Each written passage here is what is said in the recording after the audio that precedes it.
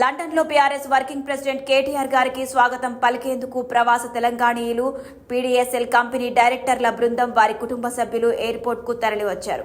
పుష్పగుచ్చాలతో స్వాగతం పలికారు. లండన్ నుంచి అమెరికా వెళ్లనున్న కేటీఆర్ అక్కడ జరిగే తెలంగాణ ఆవిర్భావ దినోత్సవ, బీఆర్ఎస్ రజతోత్సవ వేడుకల్లో పాల్గొననున్నారు.